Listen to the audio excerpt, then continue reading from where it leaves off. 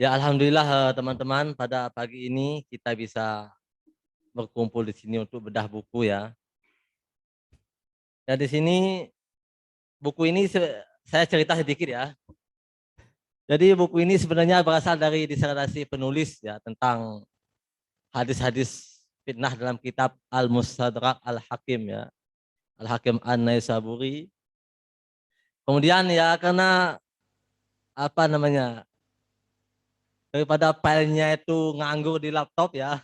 Kan file kita itu biasanya nganggur di laptop ya.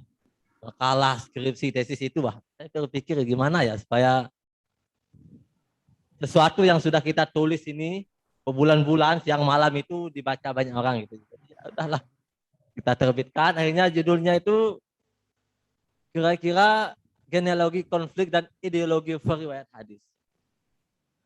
Apa katanya dengan hadis fitnah? Jadi konflik fitnah itu memang identik dengan konflik itu. Jadi konteks, ingat ya, fitnah dalam konteks literatur sejarah Islam itu berbeda dengan konteks fitnah dalam bahasa Indonesia.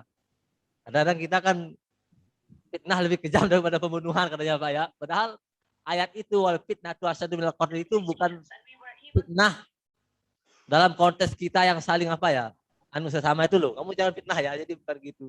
Jadi nanti kalau kita baca buku sejarah Islam itu kita akan menemukan banyak kata-kata fitnah umpama. Jadi fitnah itu bukan oh ini fitnah berarti fitnah dalam bahasa Indonesia, bukan.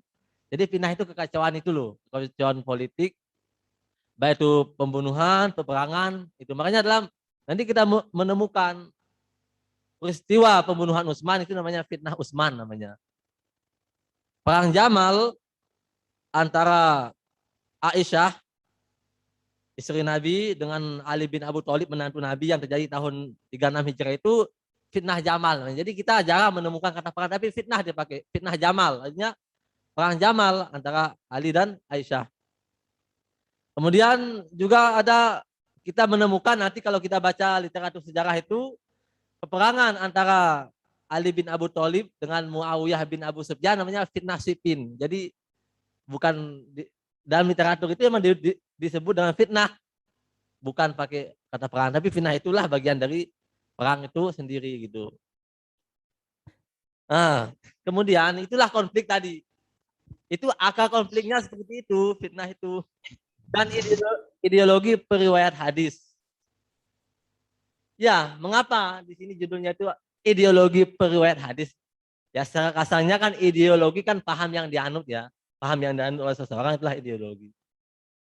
Jadi setelah terjadi fitnah itu memang banyak muncul sekte atau aliran dalam Islam itu.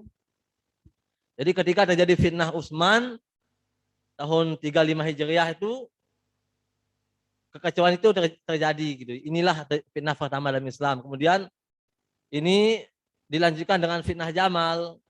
Itu belum muncul itu apa ideologi periwayat hadis di sana itu belum. Nah, baru pasca perang Siffin antara Ali bin Abu Thalib dengan Muawiyah bin Abu Sufyan itu itulah muncul karena ada peristiwa tahkim itu loh. Tahkim atau arbitrase, banyak pihak yang tidak mau menerima ini.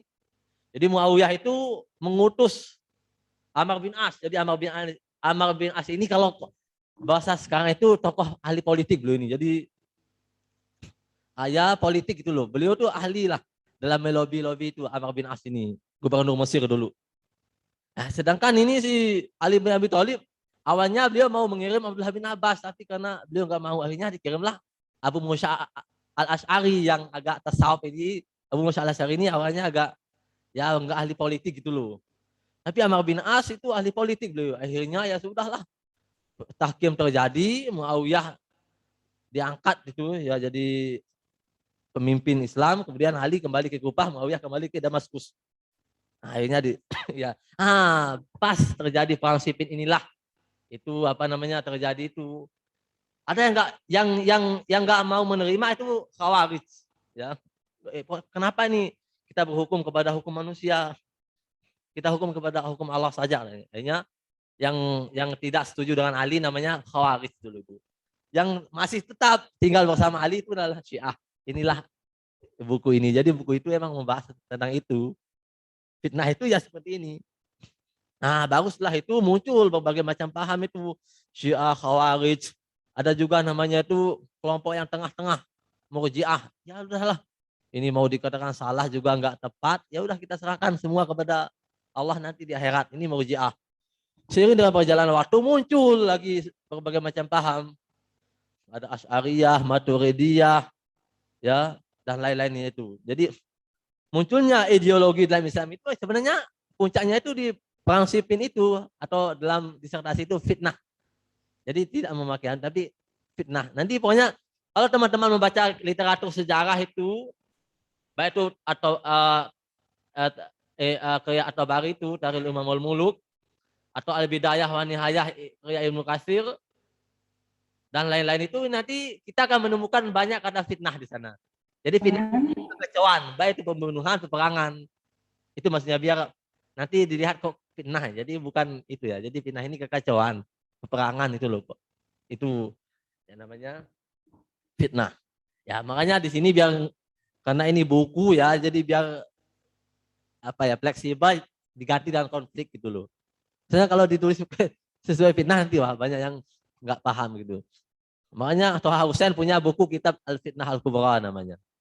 Itu isinya tentang pembunuhan Utsman, kemudian berpuncak dari ideologi dan sebagainya itu. Jadi ya itulah kira-kira sekilas tentang isi buku itu gitu.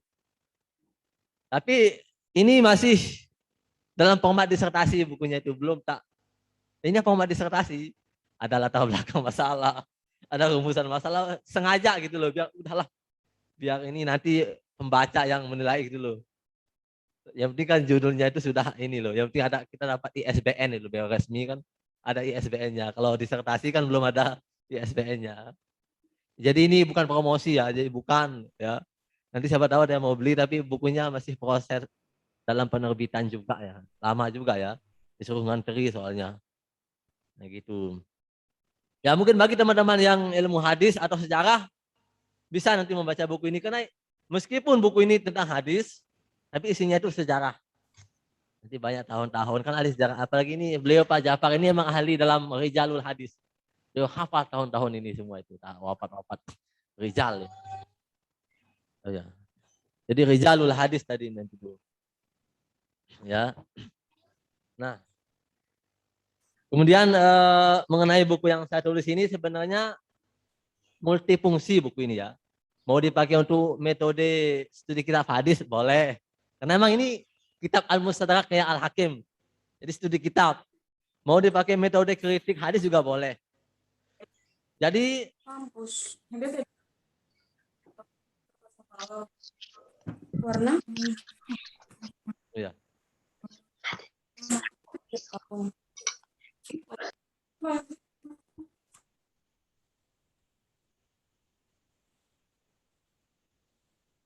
fotokopi. Udah. Ya. Itu metode kritik hadis juga boleh. Jadi kritik itu bukan seperti yang kita pahami ini. Jadi kalau emang banyak ada istilah teknis yang kadang-kadang orang belum pahami. Bahkan ada sebagian kalangan loh kok hadis dikritik katanya. Jadi kritik itu penelitian. Kritik sanad berarti itu penelitian sanad itu loh.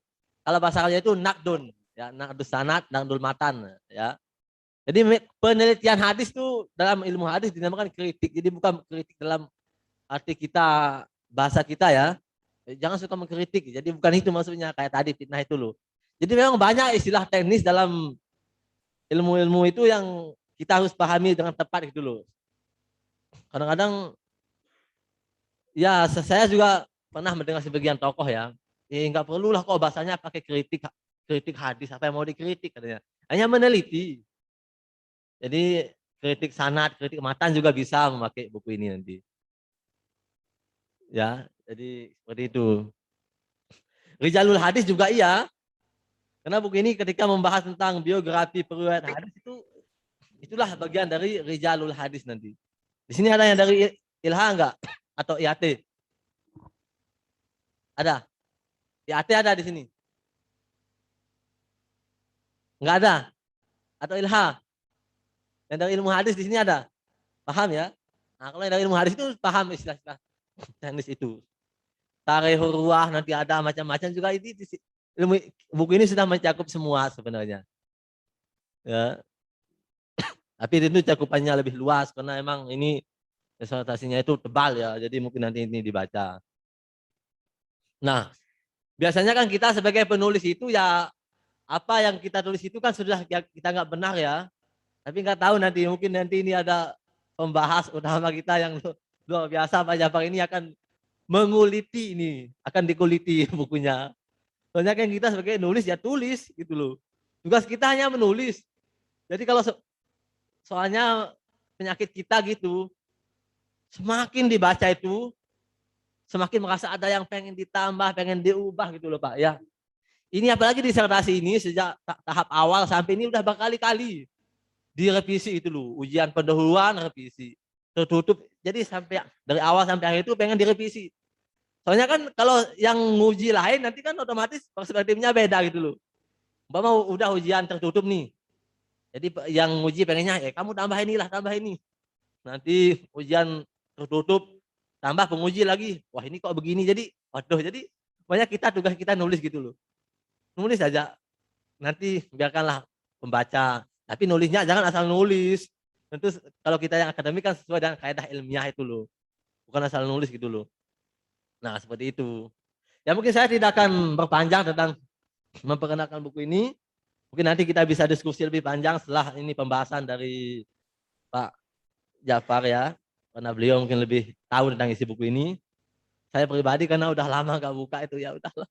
Soalnya juga kita nunggu ujiannya juga lama, jadi isinya lupa kadang-kadang itu saking, kecuali pas mau ujian itu kita buka-buka dikit-dikit pas ujian itu, gitu kan, kayak gitu kita itu, kayak kita nulis skripsi dulu lah, habis kita daftar skripsi ya udahlah, biarin aja di kos kan, nanti pas ujian kita coba buka dikit-dikit kayak gitu, jadi lupa kadang-kadang itu isinya itu, padahal kita yang nulis, tapi minimal secara garis besar, karena kita yang nulis kita tahu isinya, meskipun kita nggak pernah baca, karena kita kalau emang benar-benar kita nulis itu secara garis besar tahu isinya.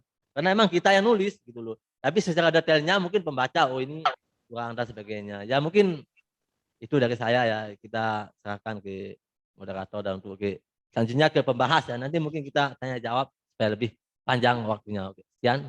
Assalamualaikum warahmatullahi wabarakatuh.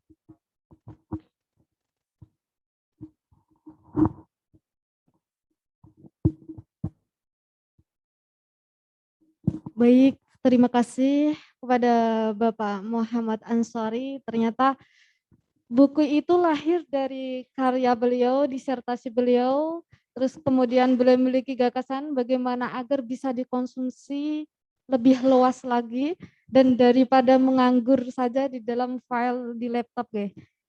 Terus kemudian untuk peserta apabila ada yang ingin memiliki buku tersebut nanti bisa kontak langsung dengan Bapak nggih? Dengan Bapak Ansori. Bisa kontak langsung dengan beliau. Apabila belum mengenal beliau bisa bertanya dulu ke fakultas bagaimana cara menghubungi beliau. Begitu ya Bapak.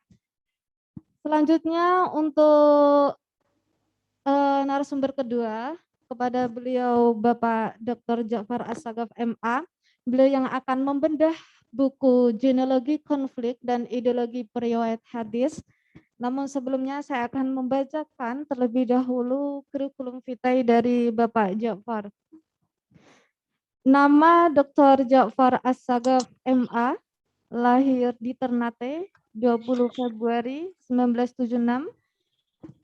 Pendidikan formal beliau di SD Islamiyah pada tahun 1982 sampai 1988. Selain di SD, beliau juga ternyata mengenyam di Madrasah Ibtidaiyah Al-Khairat Selatan, Kota Ternate, Provinsi Maluku Utara. Kemudian beliau melanjutkan pendidikan SMP di Pondok Pesantren Al-Khairat, Pusat Palu, Sulawesi Tengah. Kemudian di sana juga beliau melanjutkan Madrasah Aliyah. Dan di sela-sela pendidikan sejak Madrasah Ibtidaiyah hingga MA beliau selalu meraih juara. Alhamdulillah, Masya Allah nggih, juara 1 dan 2 kelas serta juara umum. Luar biasa. Untuk pendidikan beliau, pendidikan tinggi beliau S1 di IAIN Sunan Ampel, namun kemudian mutasi ke IAIN Alauddin cabang Ternate dan lulus pada tahun 1999. Beliau melanjutkan S2 di UIN Syarif Hidayatullah, jurusan Tafsir Hadis dengan predikat magister terbaik cum laude. Tepuk tangan, monggo.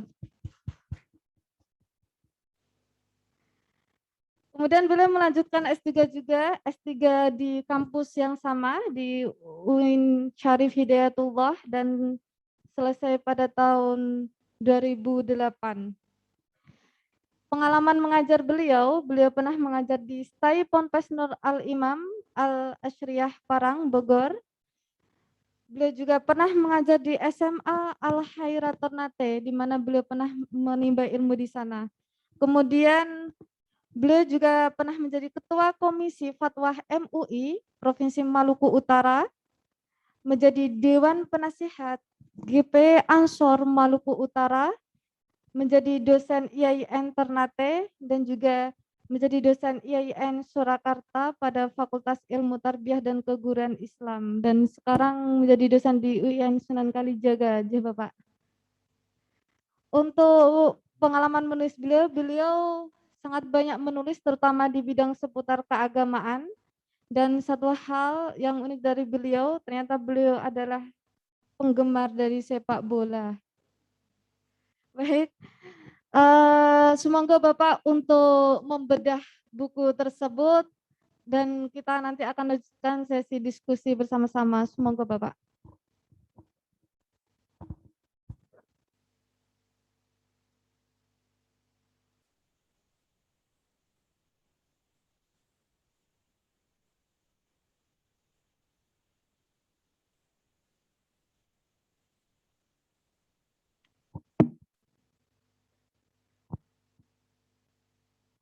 Baik, bismillahirrahmanirrahim. Alhamdulillah wassalatu wassalamu ala sayyidina wa nabiyina Muhammad ibn Abdullah ala qa'im bihuquqillah adada ma fi ilmillah wa alihi wa sahbihi madakatillah wa farrahjallah. Amma ba'd, yang saya hormati Bu Dekan Fakultas Usuluddin dan Pemikiran, Bu Dr. Rahmaniyah, Inayah Rahmaniyah, kemudian kepada jajarannya para wakil dekan, dan juga yang saya hormati kepada Kaprodi S2 IAT ini, yaitu Dr. Saifuddin Qudsi Zuhri, MA. Begitu pula yang saya hormati kepada Ketua Asilha, ya, Prof. Haji Muhammad Anton Athaillah.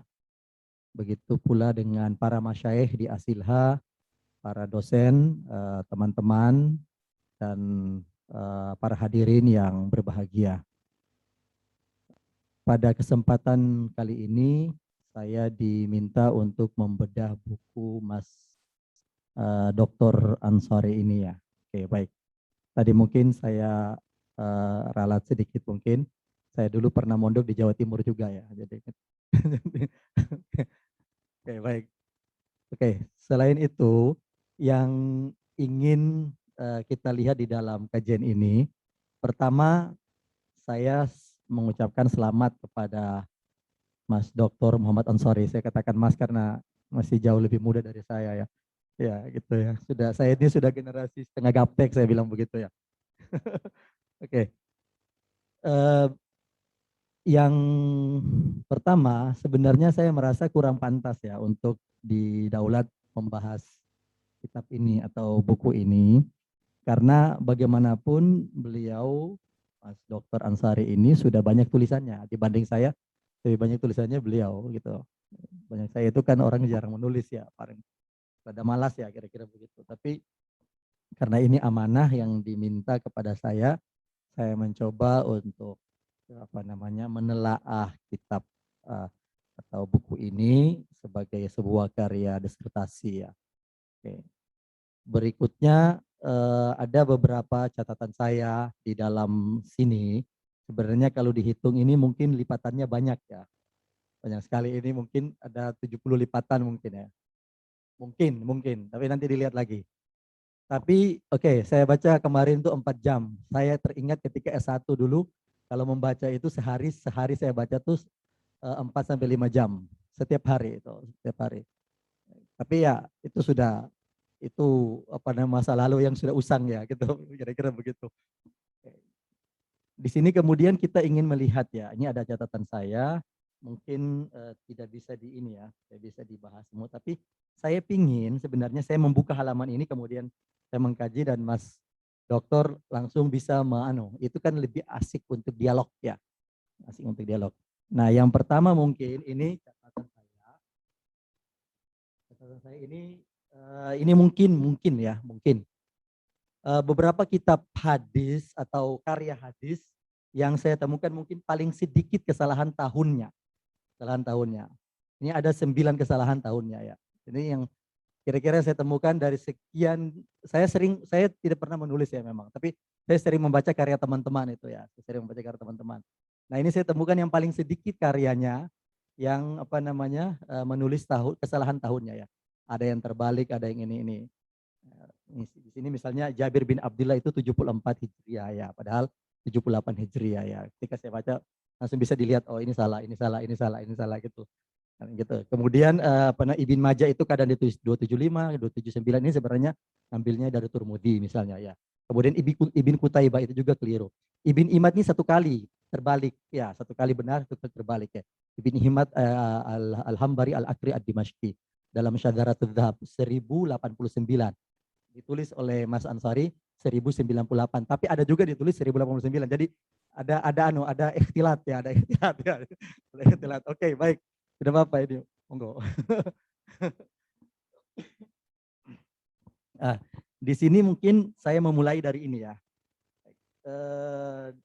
Kita lihat ini dari halaman 3 aja. Kita mulai dari halaman ganjil saja ya. Mulai halaman ganjil saja. Di sini yang ingin diteliti oleh Mas Doktor berkaitan dengan hadis-hadis fitnah yang pertama ya, yang pertama. Jadi bukan yang kedua ya, bukan yang kedua. Pertanyaannya,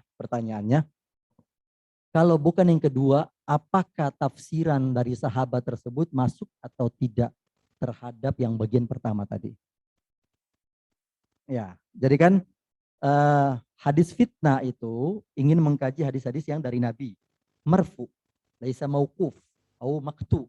Itu pernyataan dari penulis ya. Apakah tafsiran dari hadis marfu itu diambil dari sahabat dan tabi'in atau tidak? Bagaimana memetakannya? Memetakan dari hal tersebut ya.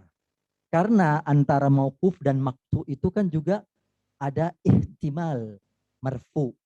Kita baca dalam As-Sakhawi ya, 1497 Masehi atau 902 Hijriah dalam Fathul Mughith. Di situ ada ya. Jadi ada sab'ah al-furu. Jadi 7 cabang yang disebut dengan ihtimal dari maktu, mauquf dan yang kemungkinan besar itu adalah marfu. Ini pembuka dulu. Monggo. Ya perlu diketahui mungkin. Jadi kalau kita membuka ulumul hadis atau ilmu mustalahul hadis, itu hadis itu kalau ditinjau dari sumbernya itu ada 3 memang. Pertama ada namanya hadis marfu. Hadis marfu itu apa? Yaitu ma'udifailah Nabi SAW. Yaitu hadis yang disandarkan kepada Nabi SAW. Kemudian ada hadis mauquf. Itu ma'udifailah sahabat. Itu secara kasarnya hadis mauquf itu hadis yang bersumber dari Nabi. Hadis mauquf itu hadis yang bersumber dari sahabat. Kemudian ketiga ada maktu. Itu ma'udifailah tabi'in. Jadi secara kasarnya itu bersumber dari tabi'in. Meskipun saya pribadi sebenarnya kurang setuju dengan pembagian ini, Pak. Meskipun dalam literatur ulumul hadis hampir semua ini 3 ini dibahas. Tapi dalam disertasi ini itu khusus marfu. Mengapa? Karena memang hadis ini yang saya bahas adalah hadis fitnah itu bagian daripada hadis prediktif. Prediktif itu apa? Yaitu Nabi masih hidup, tetapi peristiwanya belum terjadi. Nabi akan bilang, ya Utsman akan dibunuh. Nabi masih hidup kan? Tapi setelah Nabi meninggal, jadi sebenarnya Nabi itu benar-benar terrealisasi. Dan Utsman memang benar-benar dibunuh dalam sejarah Islam. Ya, Umar juga dibunuh, Ali bin Abi Thalib dibunuh. Jadi masa sahabat itu maaf kok, ya, masa yang sangat kelam gitu loh. Jadi bukan masa yang terbaik gitu. Jadi bayangkan Umar bin Khattab itu dibunuh loh, khalifah presiden lah bahasa kita itu. Utsman bin Affan itu khalifah presiden juga dibunuh. Ali bin Abi Thalib juga dibunuh ya terkait hadis tadi. Nah, untuk membedakan hadis marfu dan itu Pak. Jadi kan ada kalau memang itu qalan Nabi berarti itu kan marfu gitu loh. Jadi apa standar saya dalam penelitian ini itu ketika Al-Hakim mengatakan hadasana A, B, saya kemudian Nabi sampai kepada Nabi itu standarnya sudah marfu gitu loh. Bukan pembagian yang As-Sakhawi dalam Fathul Mughis itu emang agak banyak tuh Pak. Tapi standar kalau kita itu mungkin nanti kita tulis buku ulumul hadis khusus gitu Pak. Karena ini teknis ya. Baik. Ya. Karena begini, ketika ingin mengkaji khusus hadis marfu, tentu kita membutuhkan penjelasan sahabat terhadap marfu'nya tadi itu ya. Oke. Sekarang misalnya saya temukan di halaman 73 ya, halaman 73. An Ali radhiyallahu anhu qala, ju'ilat fi hadhil ummah khamsun fitan. Ya. Apakah ini dari Nabi ataukah dari Ali? Nah, ini langsung jawab Pak. Ya, ya. Nah, di sini sebenarnya gini ya, karena saya sudah hafal isinya. Di sini. Jadi saya mengkaji kata fitnah dari Nabi semua itu kata fitnah itu saya petakan. Oh ini yang dari Nabi. Ini yang dari sahabat, masa sahabat. Oh dari Ali, ada juga dari Hudzaifah gitu loh. Jadi kalau ini memang mauquf Pak, tetapi itu hanya pemetaan. Maksudnya bahwa dalam hal ini kan ini kan Al-Hakim. Jadi kata fitnah pada masa Nabi digunakan untuk apa sih? Masa sahabat apa? Masa tabi'in apa? Masa tabi'in apa? Masa Al-Hakim apa? Sampai masa modern kontemporer ini Pak, termasuk toh gitu Pak. Oke, baik. Pemetaan jadi itu tetap mauquf. Baik. Tetapi yang jadi problema di sini adalah ketika menyatakan bahwa hadis ini hanya bersumber dari marfu, itu kan berarti kita harus perlu lebih memberikan penjelasan bahwa interpretasi sahabat terhadap hadis marfu itu juga digunakan misalnya ya. Gunakan itu mungkin itu satu ya. Oke, baik. Berikutnya halaman 3 ini. Halaman 3. Kemudian berkaitan dengan ini halaman berikutnya halaman 4 ya. Halaman 4 ya. Halaman 4 kan ada 32 hadis, kemudian dipilih menjadi 8. Dari mana memilih 8 itu? Landasannya apa memilih 8? Landasannya. Ya, karena memang dari 32 dipetakan 8. Oke ya. Nah, kenapa dipetakan 8? Kemudian 8 itu dalam rincian sudah bagus ya. 4 yang khas, 4 yang am. Ya. Tetapi kenapa memilih 8 itu? Ini dia. Kenapa? Limada? Ya. Limada al-katib yakhtar 8 al-ahadis fi hadzal kitab. Ya, jadi benar ya. Jadi di sini ada 8 hadis dibahas. Jadi konsep pada fitnah itu banyak, tapi setelah dipetakan itu menjadi 8 hadis. Mengapa? Pertama, karena secara umum ya periwayat dalam hadis yang saya kaji itu ikut terlibat dalam peristiwa fitnah itu Pak. Minimal mereka itu tahu gitu loh situasinya tentang fitnah itu. Dan juga periwayat yang dalam saya kaji itu menjadi korban fitnah seperti Ammar bin Hamid. Jadi Ammar bin Hamid itu beliau itu meriwayatkan hadis tentang fitnah. Dan beliau itu beliau korban fitnah. Ammar bin Hamid ini kan dibunuh juga ya. Ammar bin Hamid ini dibunuh ketika masa penguasa dinasti Umayyah. Ini juga bagian dari fitnah. Jadi beliau mengatakan kalau lebih baik nanti kalau terjadi fitnah itu menjadi orang maktul ya. Jadi lebih baik kita terbunuh daripada menjadi qatil pembunuh. Akhirnya beliau memahami wah kalau gitu lebih baik saya dibunuh dong. Akhirnya beliau benar-benar terbunuh.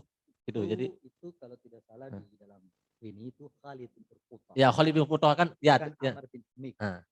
Kalau Ammar bin Hamid itu 51 atau 51 atau 50 ya. Kemudian Khalid bin Urqutah itu 61 atau 60. 64. 64 ya. Oke. Jadi tadi itu bukan Ammar bin Hamid tetapi Khalid bin. Kalau contohnya lebih baik yang terbunuh, maka itu ada Khalid bin Urqutah. Ya.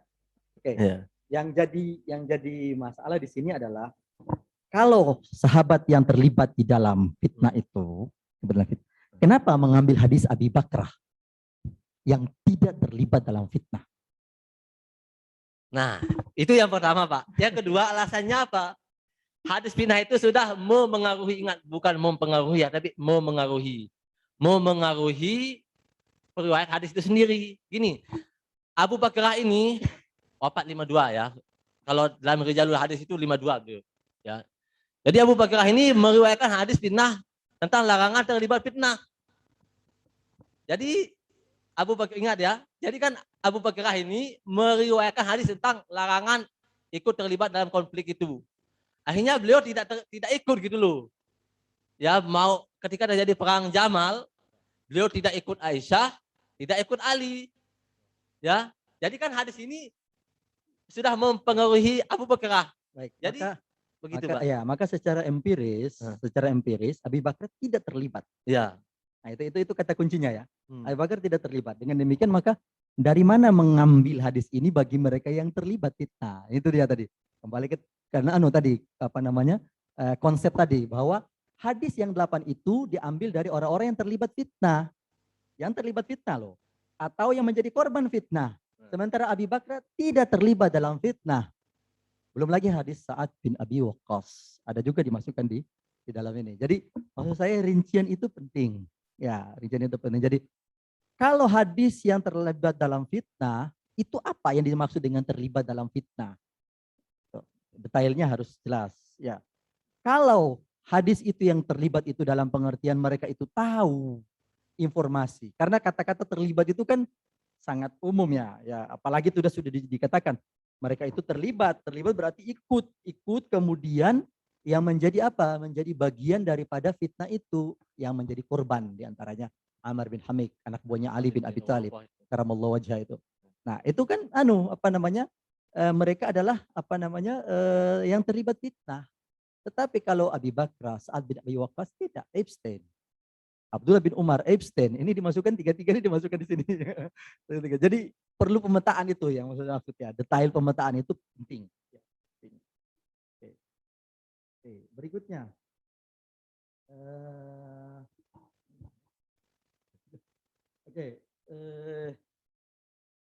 Di sini kemudian, nah ini juga termasuk yang penting ya. Mungkin saya sudah catat 7 yang terpenting. Nanti saya kalau kurang nanti saya masukin di situ.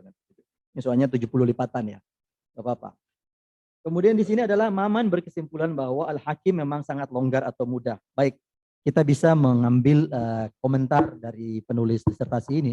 Tapi ada baiknya kemudian kita merujuk perdebatan ulama itu di dalam kitab yang lebih awal. Saya melihat memang di bagian ini penulis tidak merujuk sama sekali. Ketika memetakan hakim itu mutasahil, maksudnya kecuali kepada Maman Abdurrahman ini ya. Mutasahil, mu'tadil, itu kan misalnya dzikr ma yu'tamad qauluhu fil jar wa ta'dil. Az-Zahabi. Sebenarnya sudah berkali-kali mengutip Az-Zahabi, tetapi tidak mengutip kitabnya ini. Kemudian al-mutakallimuna fil rijal, As-Sakhawi juga tidak mengutip itu. Ya, ar-raf'u wa takmil fil jar wa ta'dil. Saya kira Maman Abdurrahman juga mengutip dari sana. Kita mengkonstruk ulang. Kenapa Maman menyatakan mutasahil? Ada yang bagian yang mungkin tidak dimasukkan oleh penulis disertasi atau penjelasan, maksud saya penjelasan, yaitu ketika Al-Hakim itu meninggal sebelum mengadakan tabyid di bagian dua jilid yang terakhir. Itu ya, bagian 2 jilid yang terakhir itu. Jadi jilid pertama, kedua itu adalah karya Al-Hakim yang konon, ya kita bisa kritisi lagi, yang konon itu sudah ditabyid oleh Al-Hakim An-Naisaburi. Sudah ditabyid, sudah direvisi, sudah dilihat. Tetapi 2 yang belakang ini kemungkinan fitan masuk di sana. Ya, belum ditabyid misalnya gitu. Nah, ini secara mendasar sebenarnya ulama sudah sepakat. Ini kita pakai metodologi ilmu hadis. Karena kajian ini adalah menggunakan metodologi ilmu hadis ya. Nah, di sini berarti kita menggunakan apa yang sudah disepakati oleh para ulama. Apa yang dihasilkan itu kita bisa berbeda. Tetapi kita menggunakan yang disepakati dulu. Apa? Talkhis Az-Zahabi. Jadi Az-Zahabi menilai karya Al-Hakim itu ada. Ada kadang-kadang wasakata. Az-Zahabi mendiamkan. Jadi kalau di dalam cetakan itu kan ada Talkhis Az-Zahabi biasanya di bawah itu. Nah, ini yang saya lihat alfa dari dari penulis ini ya. Jadi menafikan itu. Itu kan penelitian ini sudah terdahulu. Jadi dan Az-Zahabi ini dianggap orang yang killer ya di dalam menilai ya. Di dalam karya Az-Zahabi itu Talkhis beliau menilai, oh ini karya Al-Hakim memang betul sesuai dengan syarat Bukhari Muslim. Ini tidak, kata Az-Zahabi. Ini iya, tapi ada yang didiamkan oleh Az-Zahabi. Nah, ini tidak dikutip oleh penulis ini. Itu yang tidak dikutip oleh penulis. Baik, ada tambahan? Ada gitu. Ya. Ya. Jadi perlu diketahui bahwa kadang-kadang kita itu kalau membaca kitab itu kadang-kadang teman-teman itu tergantung pentahkiknya kadang-kadang. Jadi ada yang pentahkiknya itu mencantumkan semua kayak tadi Talkhis itu loh.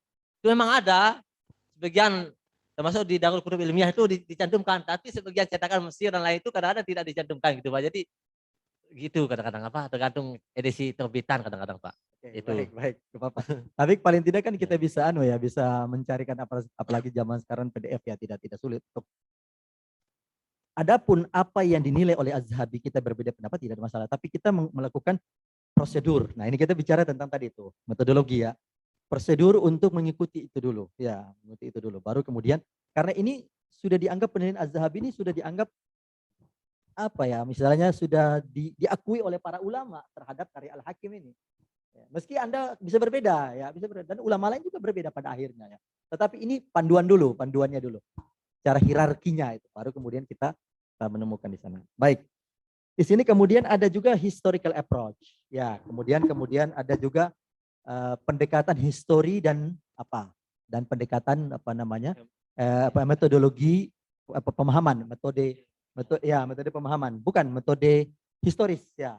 Metode historis dan analisis historis. Perbedaannya di mana kira-kira? Analisis dan metode historis. Ini menarik karena begini. Kalau kita analisis historis menggunakan data-data historis misalnya. Nah, pendekatan historis berarti ini sebuah bentuk metodologi ya, sebuah bentuk metodologi. Nah, ini yang digunakan adalah apa? Filsafat sejarah. Katanya begitu ya. Filsafat sejarah yang digunakan adalah filsafat sejarah apa yang digunakan misalnya ya. Ini saya lihat belum terlalu jelas di dalam kata-kata filsafat sejarah di dalam karyanya ini. Apakah filsafat sejarah yang kemudian naratif, spekulatif, kemudian kritis, itu yang saya sebutkan misalnya ditulis oleh Anker Smith, Murtada Mutahari misalnya. Nah ini penting karena menyebutkan dengan analisis sejarah, metodologi sejarah. Nah ini kan filsafat sejarah ini yang saya lihat belum terlalu jelas di dalam. Apalagi memang ketika menyatakan filsafat sejarah dan tanpa ada bla bla blanya gitu loh. Gimana monggo Mas? Oh ya. Jadi kan pendekatan sejarah itu kan nanti ada 4 tahap itu loh. Ada heuristik dan sebagainya itu loh. Paham kan? Ada baru itu tahap historiografi. Jadi saya pakai langkah 4 itu. Akan ada itu. 4 tangka itu masuk yang filsafat sejarahnya bagian mana yang kemudian dipetakan misalnya ya. Misalnya gitu ya. Itu yang saya lihat perlu penjelasan. Itu langkah-langkah sejarah memang iya, itu langkah-langkah sejarah memang iya. Tapi kalau ketika kita bicara filsafat sejarah kan tadi itu ada yang spekulatif, ada yang kemudian ada yang kritis dan seterusnya ya. Baik, saya kira itu. Kemudian berikutnya nanti saja Mas Doktor ya kita 70 lipatan Pak. Ya. Apa kan ini kan baik. Ini juga berkaitan dengan biografi rawi ya. Kritik eidetis. Ini sebenarnya ketika di awal tuh kurang menjelaskan tapi belakangan orang baca sudah bisa dipahami yaitu bahasa dan seterusnya ya. Kemudian hadis tentang fitnah bersifat khusus. Nah ini dia. Hadis fitnah bersifat khusus dan umum dalam konteks masa Nabi serta sahabat sebagai rawi pertama. Oke, kemudian post factum. Ini akan saya fokuskan di sini nanti ya. Post factum di sini ya.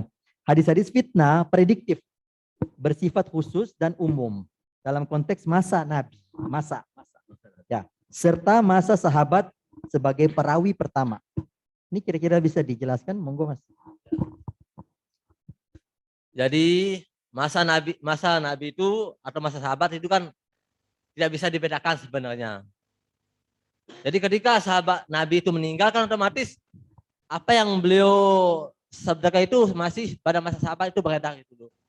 Makanya di sini masa sahabat karena memang hadis fitnah itu hadis prediktif. Yang namanya prediktif itu apa kan ketika Nabi masih ada, berarti kan peristiwanya belum terjadi. Itu terjadi pada masa sahabat. Misalnya Nabi bilang, oh nanti Utsman akan dibunuh. Kan Nabi masih hidup tuh. Utsman juga masih hidup. Tapi setelah Nabi meninggal tahun 11 Hijriah, tahun 35 kan Utsman memang meninggal gitu loh Pak. Jadi apa ya, makanya saya masukkan itu hadis itu masih meskipun pada masa Nabi, tetapi karena peristiwa fitnahnya itu terjadi pada masa sahabat, maka kita dikaitkan. Baik, berarti Nabi SAW memberikan gambaran bahwa akan terjadi peristiwa-peristiwa. Nah, kan prediktif Pak. Oke, Ya, prediktif, sifatnya prediktif. Nah, ketika Rasulullah memberikan gambaran tersebut, tetapi kejadiannya terjadi di masa sahabat, itu disebut pre atau post. Itu aja dulu, kan gitu loh ya. Pre atau post, ini yang penting dulu. Gitu loh. Ukuran pre dan post itu yang akan saya bedah di sini juga bagian ini. Oh iya. Ya itu, pre dan post tadi itu ya. Karena kalau mengatakan, misalnya yang serinya di dalam beberapa berulang kali dikatakan di sini misalnya ya, kalau hadis itu post ya, karena dengan pijakannya kisah tersebut terjadi pada masa tersebut ya, pada masa itu. Tetapi kanonisasi hadis ya gitu ya, penulisan kitab hadis itu kan belakangan ya, sehingga dianggap post. Nah, kalau patokannya adalah kanonisasi, bukankah sejarah juga demikian? Nah, kalau kita memakai patokan itu kanonisasi, itu secara umum hadis itu post factum Pak, semua. Ya. Makanya ini perlu dipetakan itu kalau kita memakai standar ya, yang saya maksud sini adalah kitab sejarah, kutubut tarikh.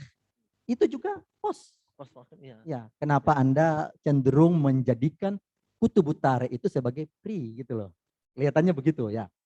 Karena ketika ada masalah di dalam hadis, Anda kemudian berusaha menukil dalam sejarah ingin membuktikan bahwa peristiwa itu benar atau tidak. Bukankah itu juga post? Di sini ya, gini Pak. Ya benar. Jadi di sini kan fokusnya itu apa? Fokusnya itu adalah hadis Pak. Kalaupun literatur sejarah itu hanya sebagai data pendukung. Ya, tapi hadis. Tapi data pendukung itu Anda jadikan sebagai post atau bukan? Ini karena gini lah, saya melakukan analogi saja ya. Analogi. Ketika sebuah kitab hadis dianggap post karena kanonisasi belakangan, maka kitab sejarah juga demikian. Ibn Hisham, ya 213. Ya, berarti kan dia tidak mengalami masa Bani Umayyah, tetapi dia menulis tentang Bani Umayyah. Dan Ibn Hisham itu dalam beberapa dia katanya pendukung bla bla bla bla misalnya kan gitu loh. Ya, misalnya gitu. Jadi itu juga terjadi post di situ ya gitu loh. Kayak gini. Biar paham ya. Jadi post factum itu apa? Contoh di sini hadis tentang post factum itu apa?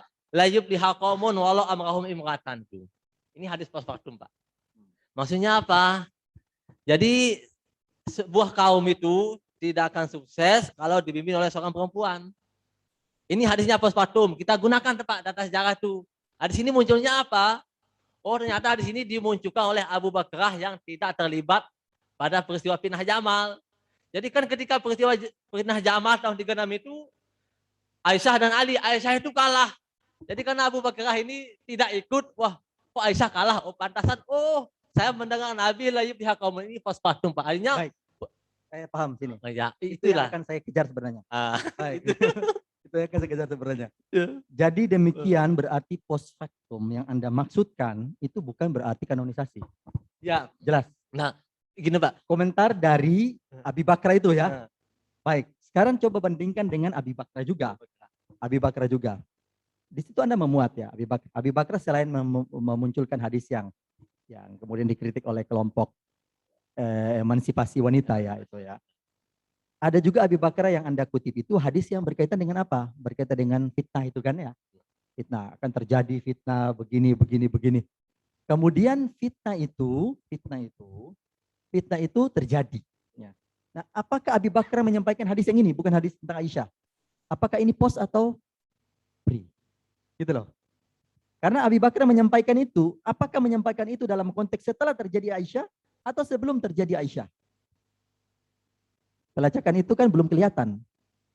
Nah, sebenarnya kalau dibaca itu sudah, Pak, sudah ada di sini. Maksudnya Nggak. ya, gimana? Hadis yang bukan wanita tadi itu. Yang bukan wanita ya. Kalau wanita itu sudah tadi itu. Karena Aisyah pergi ke Basrah, kemudian dikomentari. Nah, yang jadi masalah adalah Abi Bakar memberikan penjelasan tentang hadis-hadis yang berkaitan dengan fitnah wal malahim itu. Fitnah ini kan ada ya, ada. Kemudian nasihat apabila begini-begini dan seterusnya. Nah, itu masuk di dalam pos apa pre gitu loh. Nah, di sini kan kita melihat peristiwa sejarahnya dulu, Pak. Makanya ini perlulah pendekatan sejarah itu. Kalau di sini kan mengapa kita tahu postpartum? Karena memang Abu Bakar itu tidak terlibat itu loh. Hanya dari fenomena sejarah itu loh, Pak. Artinya gini. Ini terjadi perang antara Ali dan Aisyah ini kan. Abu Bakar ini tidak terlibat. Mas, ini saya nggak ikut nih.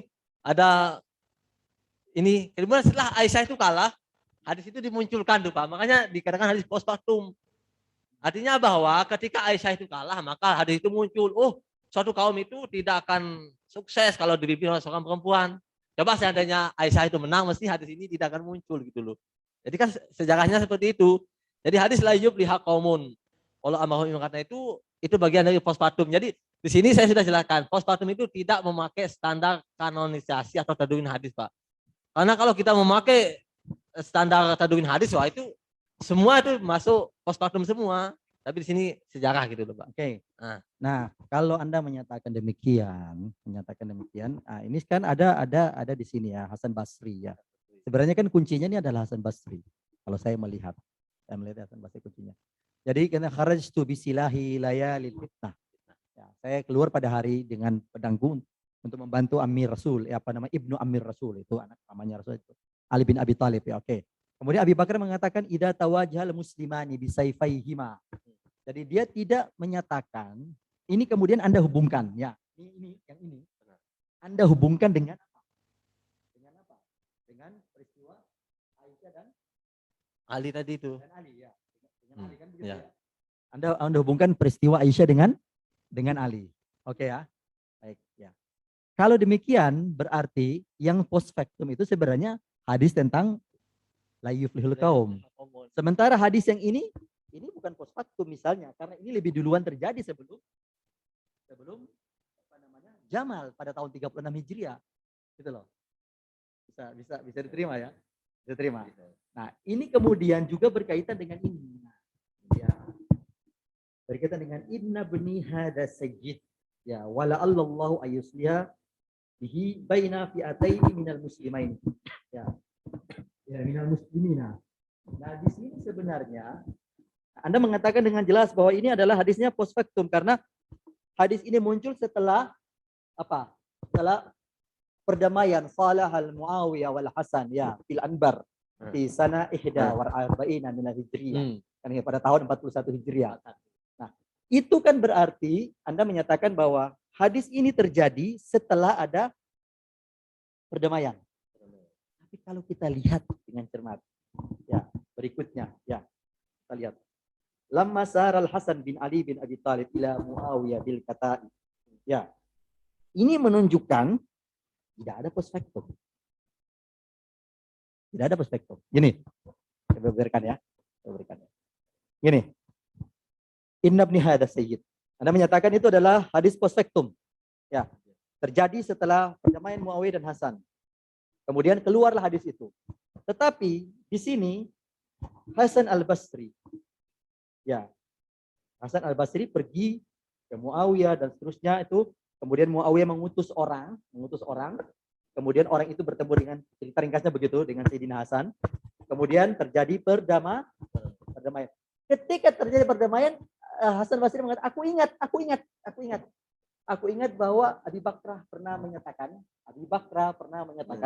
ya, saya ulang ya, Abi Bakrah pernah menyatakan bahwa inna ibni hada sayyid. Jadi Abi Bakrah tidak ada dalam peristiwa itu. Abi Bakrah tidak ada dalam peristiwa itu. Tidak ada. Jadi tidak ada post factum di sini. Bisa dipahami ya? Jadi gini. Hasan bin Ali berdamai dengan Muawiyah. Ya, kemudian itu ada hadis Inna ibn Hadha Sayyid, ada hadisnya. Menurut penulis itu adalah post factum karena disampaikan setelah terjadi peristiwa perdamaian. Oke, kita terima sementara. Tetapi data yang diungkap ini justru menunjukkan peristiwa itu terjadi di mana yang menyampaikan itu adalah Abi Bakra, dan Abi Bakra tidak ada di situ karena Hasan Al-Basri inilah, makanya saya katakan kuncinya di sini sebenarnya ya. Di sini kan seolah-olah penulis menggiring kita menyatakan Abi Bakra itulah post factumnya. Gitu loh. Ini menurut saya kekeliruan, gitu loh. Karena apa? Karena di dalam cerita Hasan Al-Basri itu Hasan datang ketemu dengan Muawiyah. Muawiyah mengutus 2 orang. Kemudian terjadi perdamaian. Melalui 2 orang ini terjadi perdamaian. Kata Hasan Basri, aku ingat. Ya, berarti Inna ibn Hadha Sayyid sudah disampaikan Abi Bakra kepada Hasan jauh sebelum perdamaian ini. Kemungkinan ini ihtimal. Ini diteliti. Ketika jadi hadis fitnah ini kemudian kita lihat secara utuh khusus riwayat Abi Bakra. Ini saya belum mengambil riwayat lain. Ini karena panjang nanti ya. Tapi ini khusus riwayat Abi Bakra. Ketika Abi Bakra menyatakan itu, idal taqal muslimani, kemudian la yuflihul qaum, kemudian itu apa namanya? Inna ibn Hadha Sayyid. Nah, itu kemudian direkonstruk. Ini yang tidak ada di dalam disertasi ini. Dibuat parsial. Kemudian tidak nyambung. Itu yang saya lihat. Nyambung. Padahal kalau cerita Hasan Basri itu jelas. Hasan Basri datang kepada Muawiyah mengutus 2 orang itu. Jadi dalam cerita itu, ini Bukhari kalau nggak salah ya, tipanya Bukhari. Hasan Basri itu hadir di situ, ya hadir, atau ada di situ. Kemudian Muawiyah mengutus 2 orang kepada Hasan bin Ali bin Abi Thalib. Terjadi perdamaian. Ketika terjadi perdamaian, Hasan Basri mengatakan, aku ingat. Berarti Abi Bakar tidak menyampaikan itu ketika itu. Atau setelah itu. Sebelum. Qabl hadha. Silakan. Saya gini. Jadi itu saya itu melihat sisi postpartum itu dari pengungkapnya, Pak. Di sini dulu itu pas dulu itu saya tidak melihat ke Abu Bakar. Tapi kan penuturnya itu Hasan Al-Basri. Kan gini, setelah peristiwa perdamaian antara Ali dan Muawiyah, kan Hasan bilang, oh aku ingat. Jadi saya itu melihat ke penuturnya, Pak, bukan ke anunya. Di sini kan ceritanya seperti itu kan. Jadi setelah terjadi peristiwa damai antara Ali dan Muawiyah, Hasan yang ada di sini kan bilang, oh aku ingat gitu loh. Jadi peristiwanya kan terjadi dulu, baru beliau bilang, oh aku ingat kan gitu. Jadi saya melihat ke sana, Pak. Jadi penuturnya bukan ke sebelumnya. Tapi begini, kalau Anda menyatakan itu, saya bisa terima. Yang jadi masalah adalah ketika Anda memasukkan hadis berkaitan dengan itu, dengan apa namanya, Abi Bakra menyatakan idal taqal muslimani bisayfaihima. Nah, itu seolah-olah Abi Bakra di situ. Itu ya seolah-olah Abi Bakra, padahal itu kan Hasan Basri misalnya. Itu loh. Jadi 3 hadis ini mesti dikonstruk gitu loh. Jadi mesti dikonstruk. Ini yang saya lihat agak terpisah. Ketika Anda menyatakan itu, oke, baik. Kalau Anda mengatakan itu Hasan Basri adalah penutur, baik. Tetapi di sini kan Abi Bakra yang menutur. Idal taqal muslimani bisayfaihima. Itu adalah Abi Bakra yang Anda kutip ya di dalam sini ya, Abi Bakra.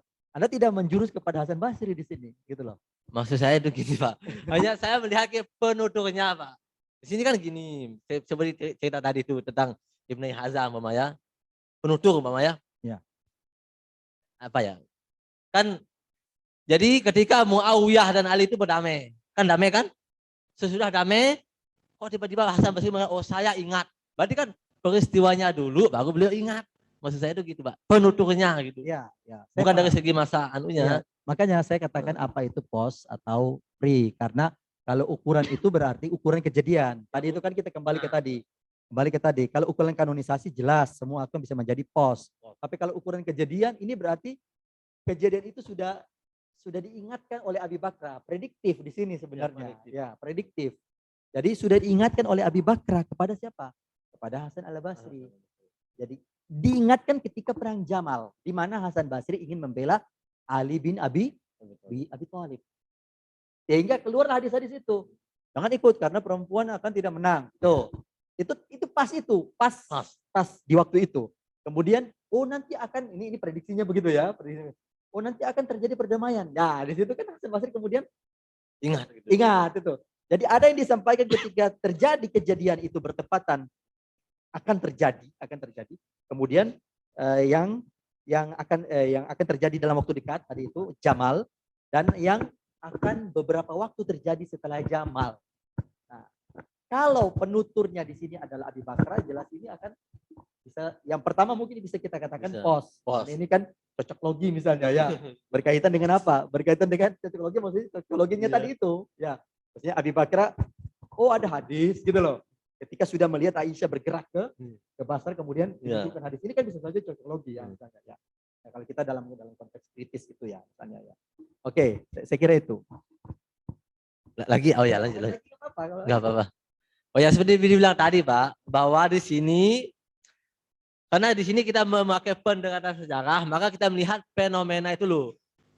Artinya kan jelas kalau di sini mengapa saya mengkategorisasikan itu postpartum, karena memang hadis itu muncul setelah peristiwa itu loh Pak. Penuturnya jadi bukan sebelumnya. Contohnya tadi gitu loh. Aisyah kalah, hadis muncul, ingat ya. Ketika kalah dulu baru hadis itu muncul. Oh, perempuan itu apa suatu kaum, suatu bangsa itu tidak akan berhasil. Ceritanya Hasan Basri ya, dia itu bertemu Abi Bakar ketika dia mau, ini kita cerita penuturnya ya, dia mau keluar membela keluarga Nabi, dalam artian Ibnu Amir Rasul, yaitu anaknya Ali, maksudnya Ali bin Abi Thalib. Dia ingin membela Ali, kemudian dihadang oleh Abi Bakar. Cerita Hasan ini kita duga diceritakan setelah kejadian. Nah, Kan gitu ya. Setelah kejadian. Setelah Kejadian. pos jadinya tuh. Ya, pos ya. Tetapi di dalam sini yaitu hadis yang idzal takas bisayfaihima, itu kelihatannya Abi Bakar yang menonjol. Bisa paham ya? Abi Bakar yang lebih ditonjolkan di situ. Ketiga-tiganya ini kelihatannya dari Abi Bakar ya. Ketiga dari la yuflihul kaum, kemudian idzal takal musliman itu Nah, kan. ini gitu ya. sebenarnya tiga riwayat yang berbeda-beda Pak. Makanya Nah itu bisa. rekonstruksi itu yang saya lihat belum kelihatan. Kalau belum kelihatan mendetail gitu ya, mendetail ya. Kalau dilihat pada masa perdamaian Hasan dan Muawiyah, itu berarti untuk Abi Bakar dia sudah menjadi free, bukan menjadi pos. Kenapa? Karena Hasan Basri mengatakan saya ingat. Jadi di situ Abi Bakar tidak terlibat sama sekali. Cuma ketika ada kejadian Hasan dan Muawiyah berdamai, ada ini. Tetapi ketika Hasan al-Basri pergi ke Basra pergi mau membantu Ali bin Abi Thalib, mau ikut dalam pasukannya, di situ diingatkan oleh Abi Bakar. Nah, ini berarti Abi Bakar yang berperan di sini, penuturnya. Jadi Abi Bakar jangan ikut karena gini-gini ya, misalnya gitu ya. Nah, ini maksud saya ada pemetaan yang lebih detail gitu loh, supaya kelihatan itu ya. Nah, sama dengan hadis Hudzaifah Ibnul Yamani. Nah, ini dia. Nah, ketika Hudzaifah itu kan meninggal sebelum perang Jamal. Jadi dia meninggal setelah Ali terpilih. Ya, dan dia sudah mewasiatkan kepada anaknya untuk berada di barisan Ali bin Abi Thalib pada waktu itu. Ya, dia sudah mewasiatkan itu. Makanya anaknya Hudzaifah berada di barisan Ali bin Abi Thalib. Nah, Hudzaifah ini menyatakan awal fitnah adalah terbunuhnya Utsman. Ini mungkin bisa dikatakan pos ya, misalnya. Pos. Tetapi wa akhiru dajjal itu prediktif ya. Jadi ini bisa masukkan dalam free. Bagian ini bisa. Jadi ada dua hal ini yang perlu dilihat. Oke. Berikutnya ini masih. Oke. Kalau gitu ini aja. Oke. Ini masa sahabat, masa tabiin. Saya ingin tanya, masa Nabi itu yang mana? Kalau menyatakan bahwa sahabat itu identik dengan masa Nabi, tabiin itu identik dengan masa sahabat, maka masa Nabi itu identik dengan masa apa? Nah gini. Jadi di sini kan karena sahabat itu hidup masih pada masa Nabi. Kalau yang masa Nabi kan Nabi wafat tahun 11 gitu ya.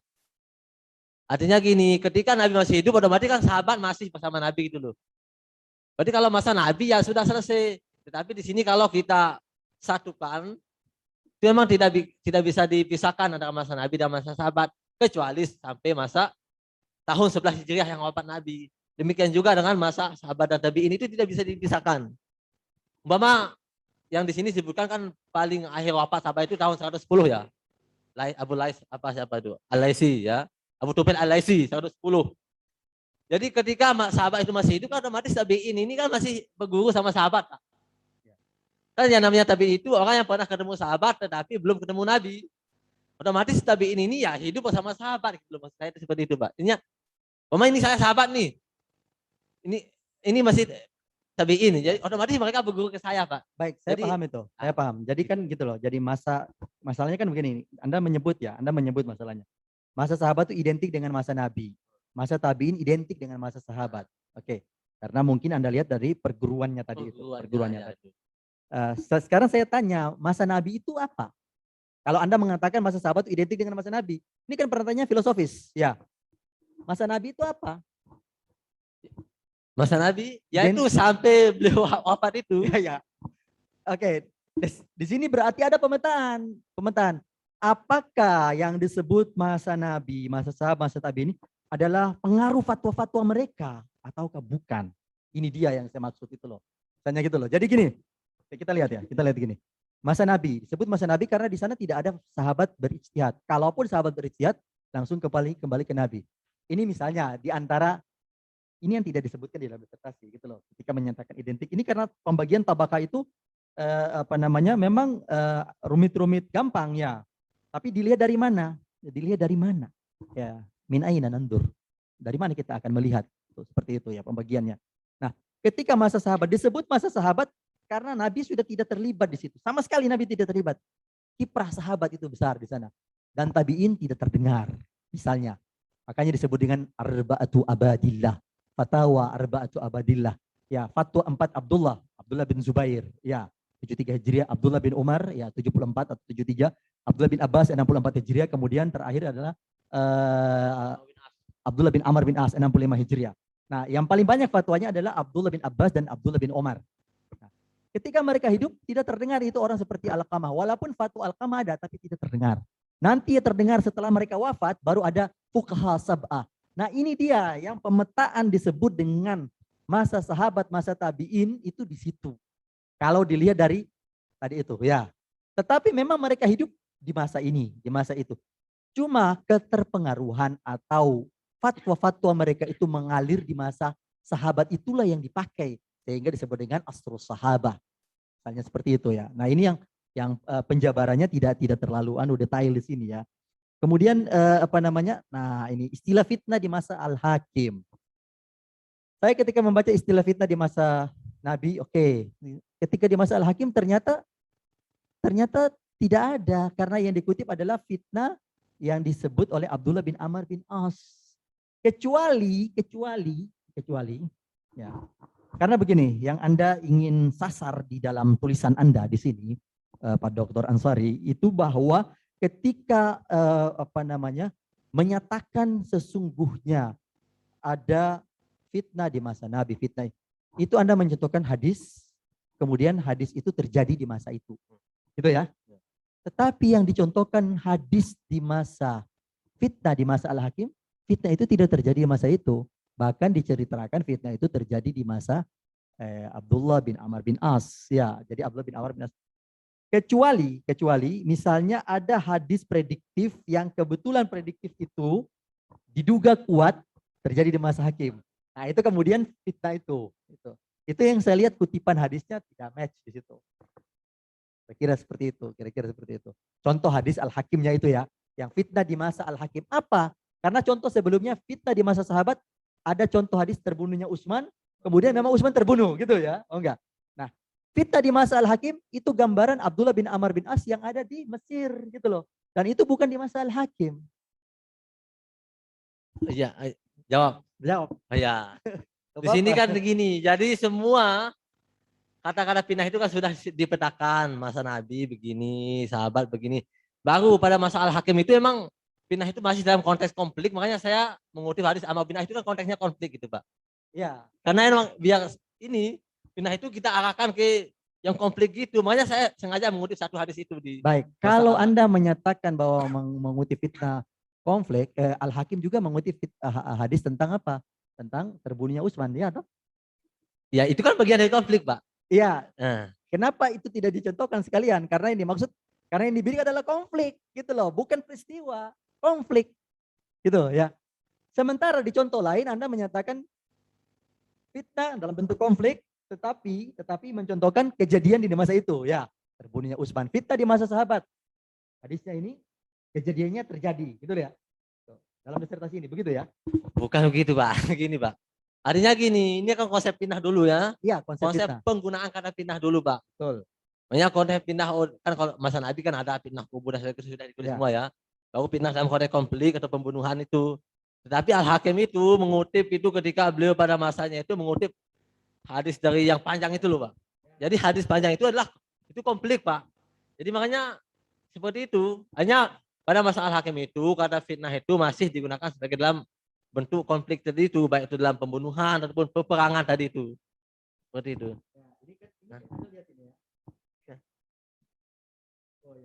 Oh gitu ya. Baik, ini coba. Ya, ya. Kita di masa tabi'in. Nah, itu Anda mencontohkan masa Basri. Gitu loh. Coba kita buka lagi ya. Kita buka lagi. Anda mencontohkan masa Basri. Artinya begini, hadis itu di masa Anda mencontohkan fitnah di ini. Kita menyatakan mengambil contoh ini ya. Contoh di sini adalah istilah fitnah pada masa tabi'in dan atba tabi'in. Oke. Contoh, ya, hadis dari Hasan Basri itu, ya. Rajtu bisilahi, ya. Layali fitnah. Fitnah, kata fitnah kan? Ya. Ya. Karena fitnah. Kata fitnah. Itu Konflik. Nah, konflik, ya. konflik perang maksudnya. Apakah ini tidak ada dalam Al-Hakim? Pertanyaan saya. Ada kan? Di antaranya ada kan? Di antaranya Nah, sebagian. kenapa ini tidak dijadikan kalau diartikan konflik? Gitu loh. Ini kan Anda memasukkan sebuah kejadian dengan kata yang bersamaan. Ya, di sini ya. Ini kan kata fitnah yang Anda pilih. Fitnah. Kata fitnah. Ini kata fitnah. Tetapi kejadiannya juga di masa itu. Hasan Basri. Ketika mengutip di masa Al-Hakim, Anda tidak mengatakan itu.